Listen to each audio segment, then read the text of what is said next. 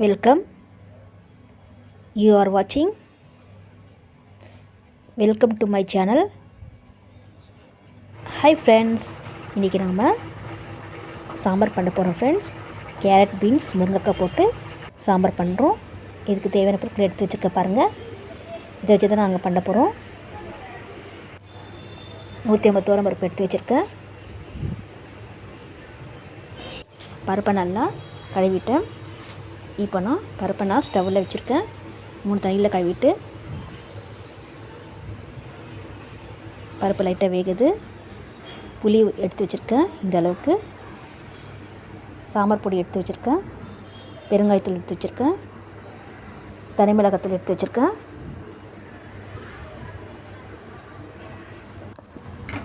பாருங்கள்,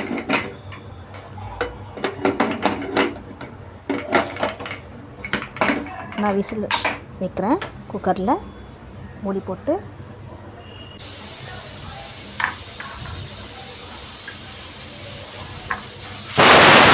வச்சுருக்கேன்.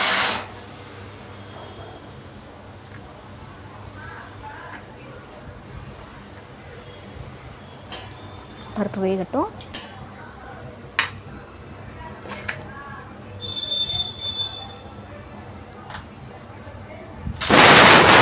வந்து சத்தம் கேட்குது. தக்காளி வெங்காயம் கட் பண்ணி வச்சுட்டேன். 2 தக்காளி, 2 வெங்காயம், 4-5 பல் பூண்டு, பச்சை மிளகாய் 3, சிறிது கறிவேப்பிலை, கொத்தமல்லி. இதில் வந்து முருங்கைக்காய், பீன்ஸ், கேரட் எடுத்து வச்சுருக்கேன். இப்போது கடாயில் கொஞ்சோண்டு எண்ணெய் ஊற்றுறேன். தேவையான அளவுக்கு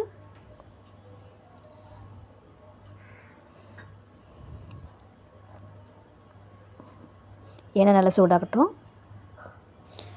கடுகு உளுந்து தாளிக்கிறேன்.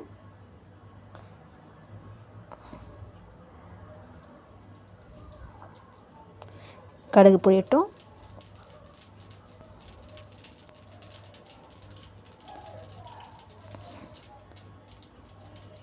சிறிது ஜீரகம் சேர்க்குறேன். இப்போ வெங்காயம் ஆட் பண்ணுறேன். வெங்காயம், கொத்தமல்லி, கறிவேப்பிலை போட்டு எண்ணெயில் வதக்குறேன். அதோட பூண்டையும் சேர்க்குறேன். இப்போ எல்லாமே நல்லா வதக்கலாம். எண்ணெயில்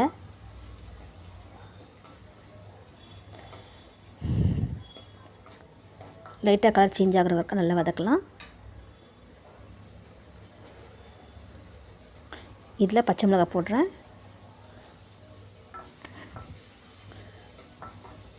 நான் 3 சேர்த்துருக்கேன்.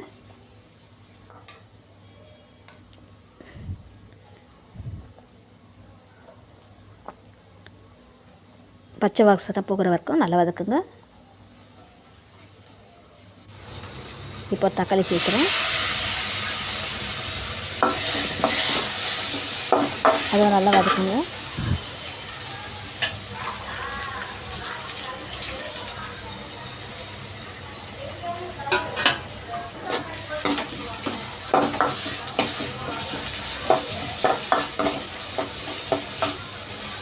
இப்போ நல்லா வதக்கியாச்சு. நான் இப்போ பெருங்காயத்தூள் சேர்க்குறேன். நான் இந்த அளவுக்கு சேர்த்துக்கிறேன். அதையும் நல்லா வதக்குங்க.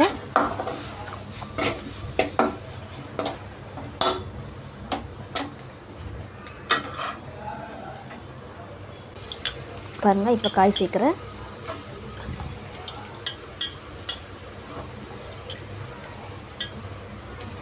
பீன்ஸ், கேரட், முருங்கைக்காய் போட்டு உருளைக்கிழங்கு வந்து கட் பண்ணி போட்டிருக்கேன். நான் அதை சேர்க்குறேன். அதையும் நல்லா வதக்குங்க.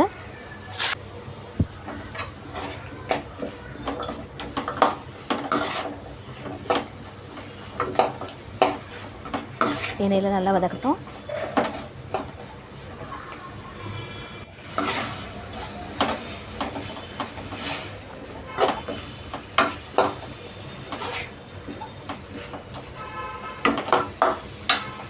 காய் நல்லா வதக்கியாச்சு.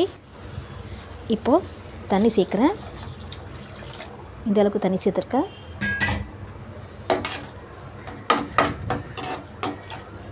இப்போது கொஞ்சம் நல்லா வேகட்டும் காய்.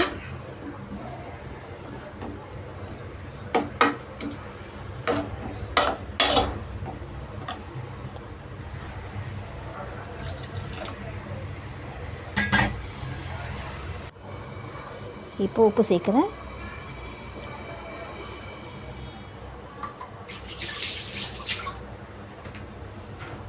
நல்லா கலந்து விட்டுக்காங்க.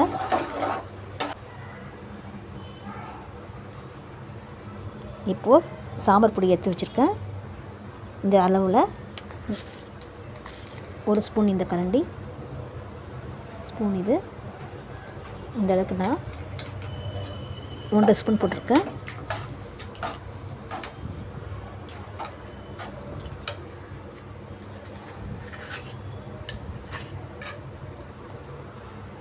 மொத்தம் 1.5 ஸ்பூன் போட்டிருக்கேன். இது மிளகாத்தூள், இது 1/2 ஸ்பூன் போட்டிருக்கேன்.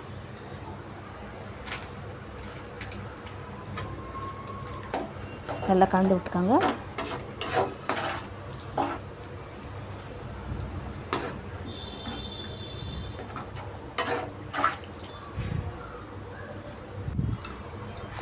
பாருங்கள், சாம்பார் கொதிக்குது. இப்போ நல்லா கலந்து விட்டுக்கோங்க.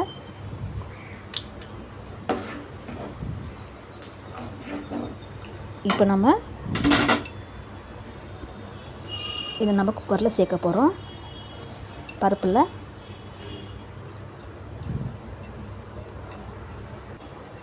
பாருங்கள், இப்போ நான் பருப்பில் சேர்க்க போகிறேன்.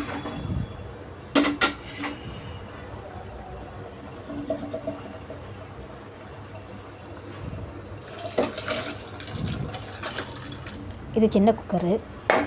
இப்போ நாம் சாம்பார் கொதிக்க வச்சா மேலெல்லாம் வந்துடும். இருந்தாலும் வேறு வழி இல்லை, இதை தான் பண்ணி ஆகணும். இதுக்கு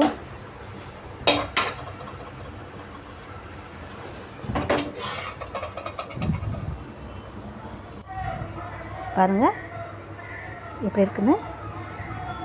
இப்போ நம்ம மூடி போடாமல் கொஞ்ச நேரம் கொதிக்க வைக்க போகிறோம். இப்போ நான் மூடுற பாருங்கள்.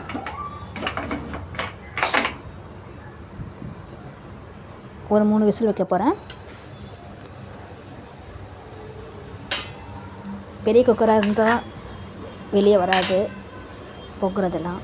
ஆனால் இது சின்ன குக்கரால் வர ஆரம்பிச்சு கரண்டு வர போச்சுங்க.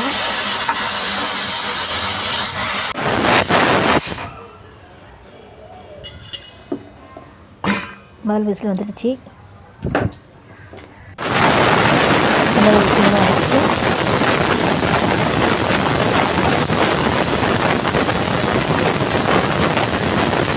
அது விசில் தரல.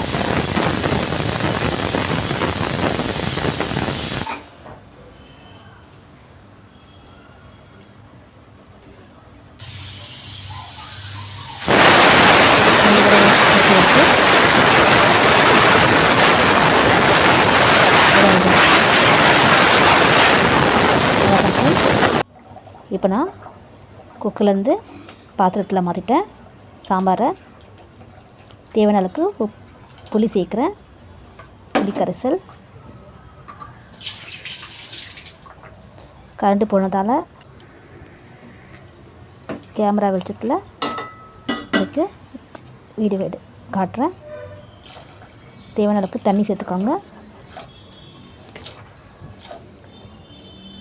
எங்களுக்கு நைட் குறை வச்சு போனாங்க, அதனால் இந்த அளவுக்கு தண்ணி சேர்க்குறேன். இதுவே கட்டி ஆகிடும்.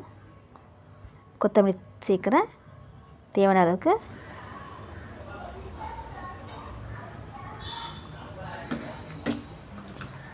இப்போ நல்லா கொதிக்கட்டும் சாம்பார்.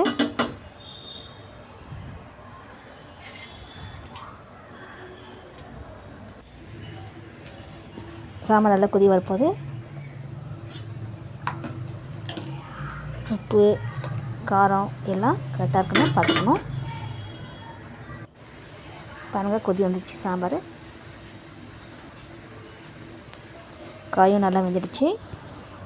சாம்பார் செம்ம டேஸ்ட்டாக இருக்குது.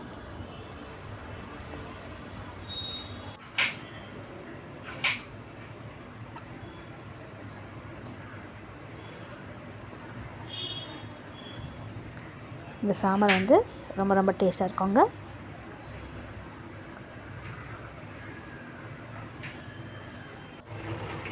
ஃப்ரெண்ட்ஸ், சாம்பார் ரெடி ஆகிடுச்சு பாருங்கள். நீங்களும் செஞ்சு பாருங்கள் ஃப்ரெண்ட்ஸ். இது மாதிரி உங்களுக்கும் பிடிக்கும் ஃப்ரெண்ட்ஸ். இந்த வீடியோ பிடிச்சா லைக் பண்ணுங்கள், ஷேர் பண்ணுங்கள், கமெண்ட்ஸ் பண்ணுங்கள் மற்றும் சப்ஸ்கிரைப் பண்ணுங்கள்.